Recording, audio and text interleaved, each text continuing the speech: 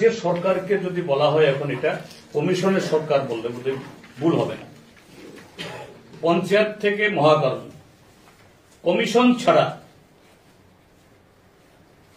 কারো 6%, কারো 10%, কারো 11% বলছে।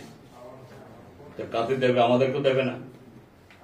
বা আমরা রাজ্যের ট্রিপল ইঞ্জিন সরকারের নেতা কর্মী এবং কার্যকর্তারা প্রতিনিয়তই কোটি কোটি টাকা রোজগার করে চলছেন, আঙ্গুল ফুলে কলাগাছ হয়ে যাচ্ছেন, নিয়মিত কমিশন খাচ্ছেন, এমনটাই অভিযোগ তুলেছেন সিপিএম দলের রাজ্য সম্পাদক তথা রাজ্যের প্রধান বিরোধী দলনেতা জিতেন চৌধুরী। ঘটনা হল এই যে শাসক দলের নেতা কর্মীরা আজ ব্যাপকভাবে কমিশন খাচ্ছেন, অর্থ রোজগার করছেন, কিন্তু বিরোধী দলের নেতা কর্মীরা এ ধরনের কোনো সুযোগ পাচ্ছেন না।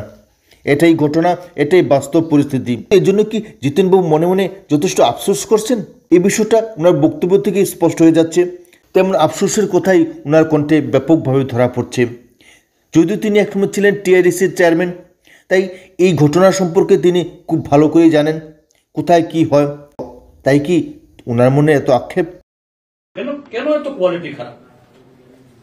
কারণ এই যে বাইরের কন্ট্রাক্টররা আসছে বা বড় বড় কোম্পানি, এদের কাছ থেকেও দিতে হয় না কিছু। এরা বলছে কাকে দেবে? আমাদেরকেও দেবে না।